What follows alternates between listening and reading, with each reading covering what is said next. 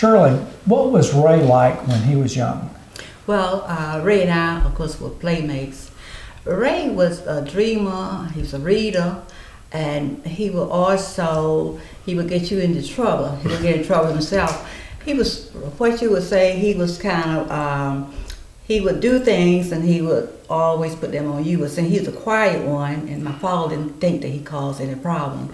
So you're the one who got in trouble. In fact, we mostly ended up doing his work. Why? Because he would always tell us stories. And he always had a story to tell and was so interested.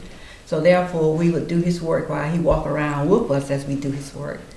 Did he ever do like Tom Sawyer and tell you only half of the story to get you to finish his chores for him? Well, this story usually lasts long enough to finish, and every day he had a different one, usually.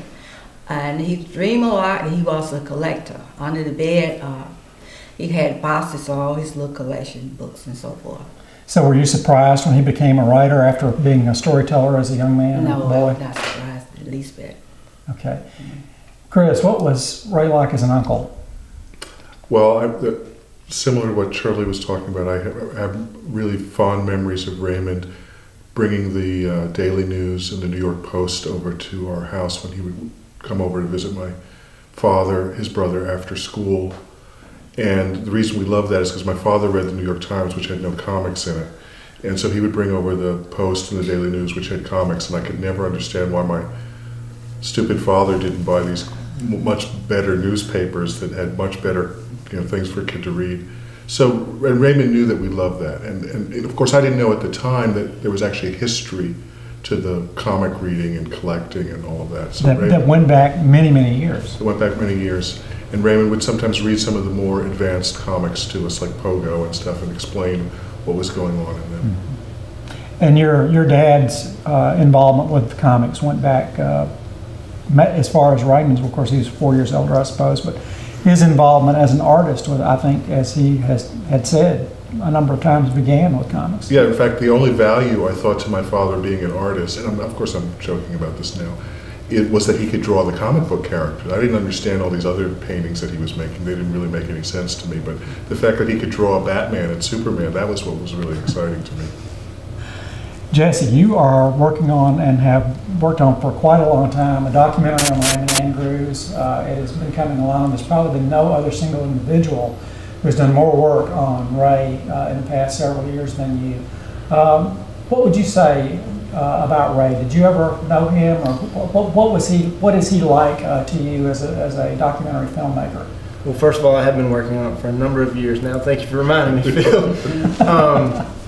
But I never met Ray, although I was born about 5 minutes drive from him, of course a world apart because I was born 40 years later. It was so different. But I'll say this about Ray. I've interviewed 20 folks for this film, some of them related to him, but others, writers. I've interviewed you, Phil, and Richard Bausch, and Gary Gilder, and Terry Kay, and to a man, everyone has great things to say about Ray as a writer, but even better things to say about Ray as a person. And I realize, when you do a film on someone, and I've done shorter documentary work on someone who's passed away, and there's always the impulse to sort of lionize someone.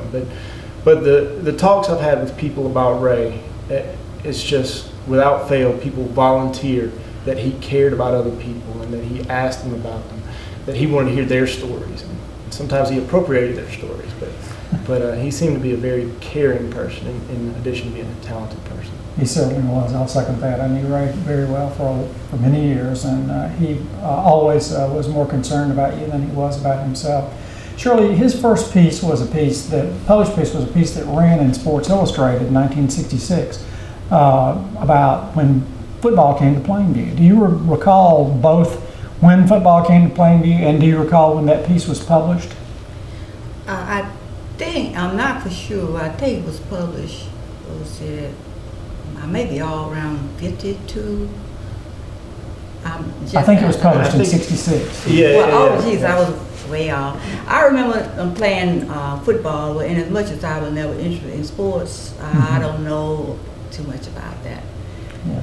Do you recall in the family talking of Raymond getting published in this national publication. Benny, by this point, by the mid-60s, was already gaining quite a bit of fame. Oh yes, when he published, we were well aware of that, but I was speaking when we was kids. Yeah. While he was playing ball. Yeah, we were well aware of that.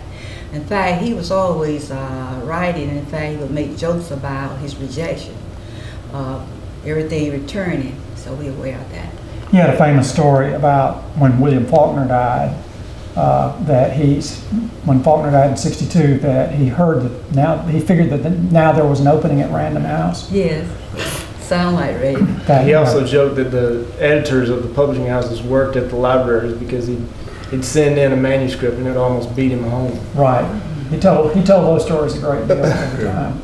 I have some memories of that story because when that story came out, I was about 8 years old, and of course my uncle getting published in Sports Illustrated was a fantastic achievement for me as a kid to see this national magazine publish a story of his, and Raymond was quite proud of it, and when we brought it over to show us. And he and Benny had a little competition going about this, and I think my father actually felt a little intimidated by the fact that Raymond had been published in a national magazine. And I read the story. I was 8 at the time, and I couldn't believe it. It seemed so unbelievable that they could play a game of football with a pair of sneakers tied together as the ball. I mean, this was another world I had no comprehension of. And that's when I think my father had started to sort of talk a little more about what growing up was like for him, and really come out of this period. I think about a period of shame about that, and not really wanting to talk about it because it was something that I think in their minds they wanted to get away from. And I think Raymond's talking about that actually kind of opened up a different way of looking at that, where they realized actually how fortunate they were to grow up in a place where they were encouraged, stimulated, possibly by events, but certainly by their own parents and the people around them to use their imaginations. And what a great act of imagination to make a football out of some sneakers and to make up a game all on your own when you actually didn't have the resources to do that. So it was also a beginning of an opening for me to understand where my father and his family had come from, and where my roots lay too. So that was a major event. That brings up another question, Shirley, about your mother and father. I knew both of them quite well. I don't think I have ever known a more accomplished family than the Andrews family, just right down the line and into the next generation. What was it about growing up where you did, when you did, that led to so many accomplished people? Well, I think in the first place, because as Chris said, we had nothing, and of course the communication was bad. We were in the country, but all of us interested in writing. All of us drew, and we would. Because we played too. Most of us collectors, and that was our entertainment. Whenever we felt good, we would water ourselves with buying a new book if we could find one. Or we were sad, depressed, we could escape into this imaginary world. And it was just a part of our life because so many other things we didn't have. And living in the country during that time, it was a shame, you was embarrassed that you lived in the country. So you went up to town, Madison, and met your classmate, then you pretend that you was in other words something you were not. And that brings us really, I think, to Ray's first novel, Appalachia Red, which is a really, really remarkable book on a lot of scores. I don't know if you know, in fact, his first fiction was published in a little literary magazine my wife and I published, that we did a single issue on Benny, on your dad. And so, and we had a piece in there by your mom too, who was also a remarkable person. But Appalachia Red deals in a very blunt way with issues of race and that world between the white and black worlds, where Raymond pioneered that writing for the South. Nobody else had ever written in that specific place, as a writer. What was it like as a member of the family when that book came out? Well, because I read it as soon as possible. Then I could recognize composites of people whom I had known as a child. And a lot of time when he would describe maybe a person, of course the name was always changed. For example, one he said the Prickett, though he said the Prickett family. I said, oh, those are the Halls.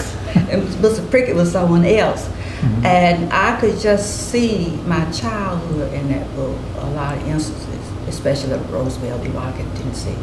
And it was somewhat personal. I imagine it was very personal. Of course, Rosie Bell Lee, Wildcat, Tennessee, based primarily on your grandmother, Jessie. Right. What was she like? I do remember her actually. Well, looking at it retrospectively, my grandmother, she had a good sense of humor, and she was interested in a lot of things. And so many words, she was kind of artistic in her own way. She didn't have any education. She loved to do needlework, fancy thing, and she loved her flowers. She didn't have time for a vegetable garden. She would get that from someone else, neighbors, what have you, because she spent all her time working in the flower garden, and she was interested in young people. Most of her friends were young, and she became a midwife. When she became a midwife, she could get all the gossip, what's all the young people doing. When she went into a setting, and she didn't go where people her age, she would always go with the others. Of course, you might say she was very nosy too. She knew everything was going on. Chris, what was the reaction in the Benny Andrews household when Ray suddenly was publishing with Dial Press, one of the top literary publishers in the country? Well, we were all very proud of Ray. We were also amazed because to us Raymond was just this uncle who told us funny stories and always wanted to have a good time, and we never figured out when he did his work because he never seemed to be. I mean, he was working at KLM for a while, and he worked as a messenger. And when did he actually get the chance to write? I didn't see it, because after work he would come over to our house and have a beer or two with my dad, and sometimes stay over for dinner. I didn't see when he was writing, so it was kind of amazing when he came out with this book. And I think I must have been around 10 years old when Appalachia Red came out. And I read it, of course, although in retrospect, if I was my parents, I wouldn't have allowed me to read it. But I mean, I was a mature 10-year-old, but it was absolutely shocking to me, the things he was talking about. And I think, again, I'm not a historian or a literary critic, but I think that one of the things he pointed out, not only the relations between black people and white people, but the sort of sexual dynamic that was laid bare in that book was something that, as a kid I was obviously really shocked about, but also really kind of pointed to a long tradition that had really gone unspoken in the South especially, but probably nationally, about this sort of exchange between black people and white people. And that was just obviously, shocking to a lot of people. But to Raymond, this was the stuff of his life, and food for his creativity. It certainly was, and I mean, I honestly think he was one of the first to really mine that place that nobody talked about. And he not only talked about it, he talked about it very, very well.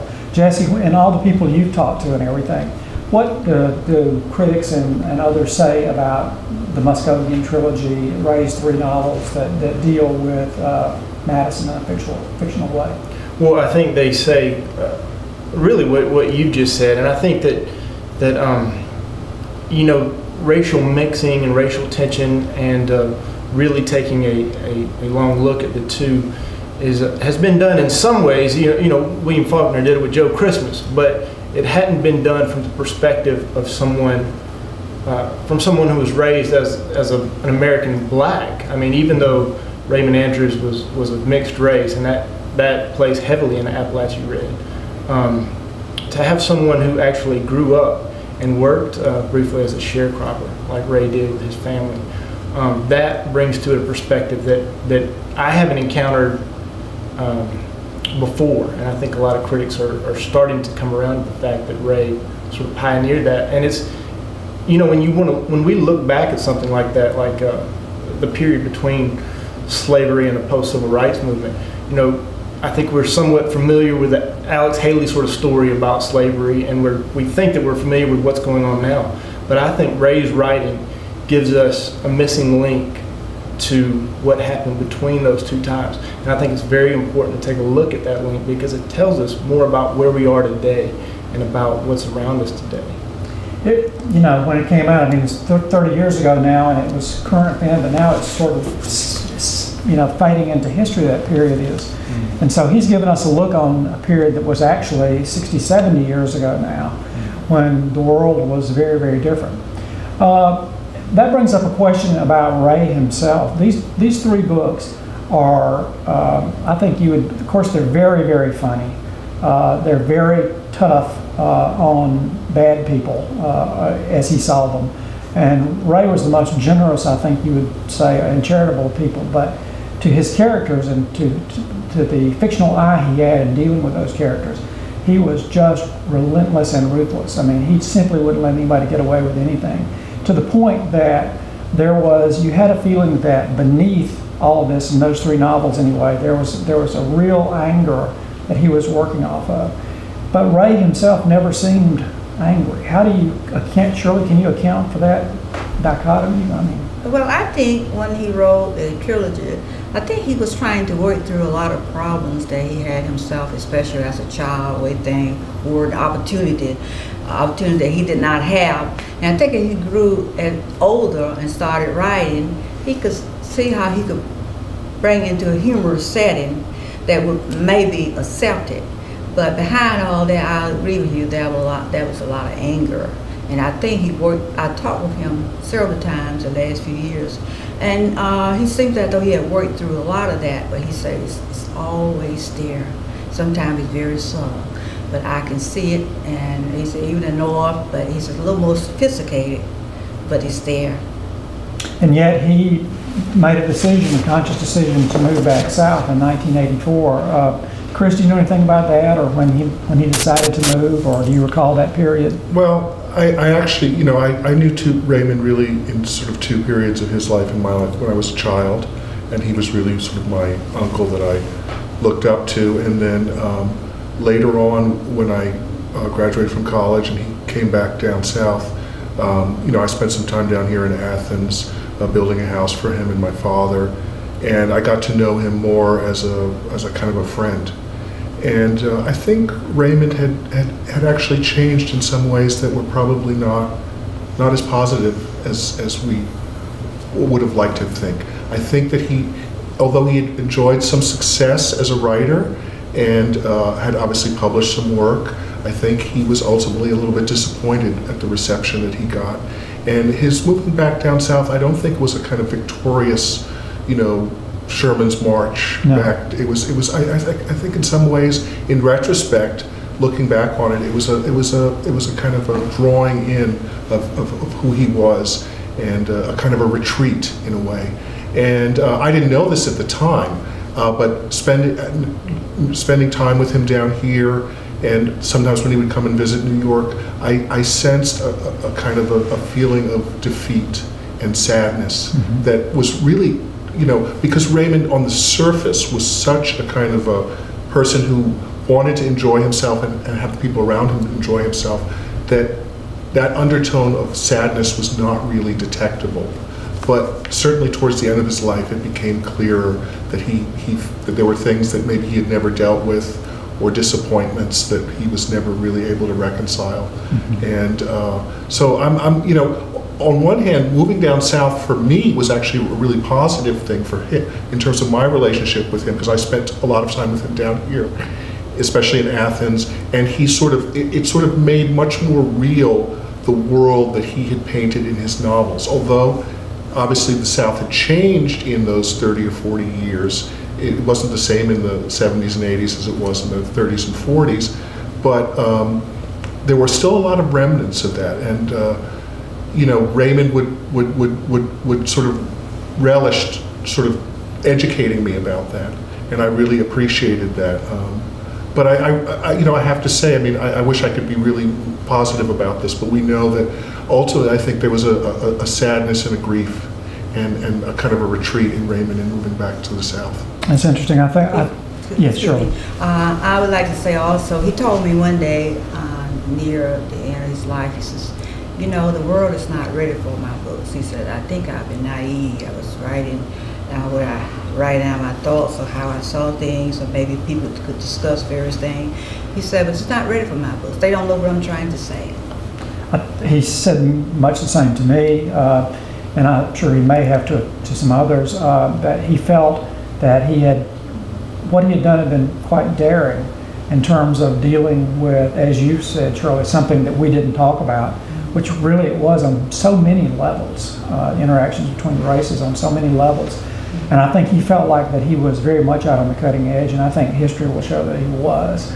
But I think you're right. I think that the disappointment that he felt that the trilogy was not received better, I think probably weighed on him. Now, what about The Last Radio Baby? Jesse, you talked to a lot of people and everything. What was the general reaction you got to The Last Radio Baby, Raymond's memoir? Well, you know, people talk about the Muskogee trilogy and Appalachia Red more than anything. Obviously, we should mention, I think, that Appalachia Red won the James Baldwin Award, which was an award that Yuri Zhirzevics, who was running Dial Press at the time, sort of created to promote a book, but Baldwin picked Ray's book, and it was a significant endorsement. But I just love The Last Radio Baby. Now, people talk about Appalachia Red and Muskogee trilogy, but I love The Last Radio Baby. And you know, I don't know how much of that is because I am from Madison, from a different, you know, it's a different town when I grew up there in the 80s. But it is a wonderful, you know, Ray once wrote in a program to a ceremony at the Cultural Center in Morgan County, celebrating the family that I think both of you guys were at, that when he was growing up, he always fantasized about being someone else. And listening to radio shows on the Silvertone radio that the family had, and watching movies when he could at the movie theater. But when he grew up, you know, he learned that to really write about where he came from and who he came from, and that is what I think makes that book and his writing significant, because he writes about things, and I'll just point to one little example. He writes that the businesses in Madison were closed on Wednesday after lunch when he was growing up. And they were when I was growing up. When I was in the early 80s, when I was a kid, the grocery store would close at lunchtime on Wednesday. It doesn't now, but that's something I would have never thought about, I never even remembered. But then when I read it, 20 years later, I think that is a strange part of the world, And he goes on to give the reasons why it may have been closed, but what he does is he points out the strangeness and the interesting parts about this world that sometimes we don't think about, and he does it. He's not pointing far away; he's pointing very close, and I think that's important. And The Last Radio Baby is my second favorite of his books. I really love that memoir. Shirley, how much of, in your mind, of The Last Radio Baby is absolute straight reporting, and how much is Raymond's fanciful I'll be honest with you. In fact, before he published it, Ray already had a retentive memory, and I did too during that time. We would go back. He would ask me about things happening in our childhood, and then we would go back and tear it apart, the time or what have you. And when I read it, I remember, it's almost like me reading my own autobiography. I remember a lot of incidents happened. It was funny. It was true. The only thing, he may have embellished some incidents to make it funny. But just about every incident in there that, unless it was something he did that I was not around. For example, he was getting these magazines from this barn out near Madison High School. Well, I was not involved in that, but things about the family and we did together, what have you, it's true. He just made it funny, and some of it was embarrassing for him to say. Well, I'm going to ask all of you, and I'll start with you, Shirley. What does it mean to you personally that Ray has been named to the Georgia Writers Hall of Fame? Well, it's bittersweet. It's bitter because he's not here to receive it. And it's sweet because I have always felt that he'd be recognized one day, but I didn't know that. I had no idea that it would be in my lifetime. And since this happened, I talked to Ray and asked him, how do you feel? It sounds bizarre. And then I have certain little feelings how he would probably feel. So the family is all very elated about it. What about you, Chris? What is your reaction personally to your uncle being named to this honor? Well, I'm very proud of my uncle, and my uncle was, he, like I've described, he was my uncle when I was a kid, and then he became actually I would say, a friend as I became older. And some of my fondest memories of Ray are actually on Morton Road when we couldn't get any TV reception, watching a football game where there was no image on the screen, but just snow, and through our imaginations and the little sound we could get, you know, hearing the football game. And you know, Raymond had such a tremendous imagination, and all of my family does, and this is such a gift that I've been given by them. And I'm so proud of him, and as Shirley alluded to, you know, Raymond is still very much in my life as my father is. My father was not a religious man at all, but he always told me that in his dreams he spoke to Ray, and he spoke to his mother, and he spoke to his father. And I still have Raymond very much in my life in that way too.